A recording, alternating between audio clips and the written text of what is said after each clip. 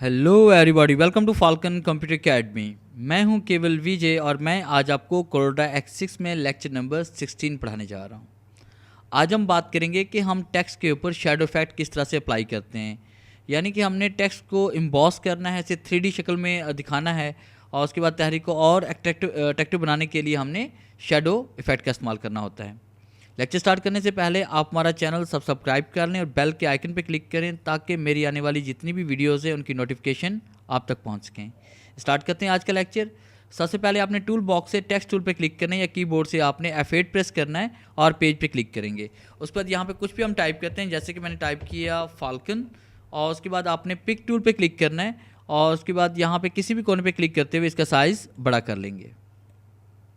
F4 press करते हैं। F4 press करने के बाद आपने इसका फ़ॉन्ट साइज़ चेंज करना है, फ़ॉन्ट स्टाइल आपने चेंज करना है।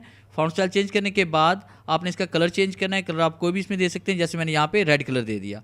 अब इसकी आप एक कॉपी बना लें, और उसके बाद ताकि जो कह लें कि आप दोनों का कंपैरिजन कर सकें कि तहरीर पे इफेक्ट अप्लाई करने से पहले तहरीर किस तरह से नज़र आ रही थी और इफेक्ट अप्लाई करने के बाद ये किस तरह से नज़र आ रही है। अब यहाँ पे क्लिक करें, कंट्रोल के साथ राइट क्लिक, उसकी एक कॉपी क्रिएट कर लें। अब उसके बाद आपने कीबोर्ड से कंट्रोल क्यू प्रेस करना है, इस तहरीर को कर्व कर लेंगे, इसे शेप शक्ल में ले आएंगे। एक राइट क्लिक करेंगे, या तो आप कंट्रोल क्यू प्रेस करेंगे या कन्वर्ट टू कर्व पे आप क्लिक करेंगे। तो फिलहाल तहरीर पे राइट क्लिक करते हैं और उसके बाद कन्वर्ट टू कर्व पे क्लिक करते हैं, और जैसे हम कन्वर्ट टू कर्व पे क्लिक करेंगे तो ये आपकी शेप की शक्ल में कर्व हो जाएगी।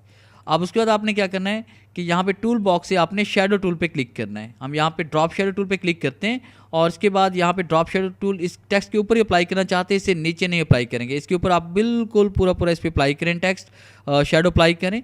और शैडो अप्लाई करने के बाद ऊपर प्रॉपर्टी बार से आपने यहाँ पे फेथरिंग डायरेक्शन पे क्लिक करना है और उसके बाद यहाँ पे क्लिक करेंगे आउटसाइड पे। आउटसाइड पे क्लिक करने के बाद यहाँ से हमने इसका साइज़ कम कर देना है, जैसे 15 की बजाय हम इसे कर लेते हैं 10, और इंटर प्रेस करें। तहरीर के मुताबिक शैडो का साइज़ कम या ज़्यादा किया जा सकता है। फिर इसका पिक टूल पे क्लिक करें और कलर बॉक्स से आपने यहाँ पे नो फिल पे क्लिक करना है, और नो फिल पे जैसे हम क्लिक करेंगे तो इससे कलर यहाँ से रिमूव हो जाएगा। आप किसी भी कलर पे आपने राइट क्लिक करना है, इसमें सिर्फ शैडो और आउटलाइन शो हो रही है, इसके अलावा कोई भी हमारे पास तहरीर अपना कलर शो नहीं हो रहा। फिर इसके बाद आपने खाली जगह पे क्लिक करना है और शेड के ऊपर कहीं पर भी आपने राइट क्लिक करना है और break drop shadow group apart पे क्लिक करेंगे या कीबोर्ड से control K key command use करेंगे।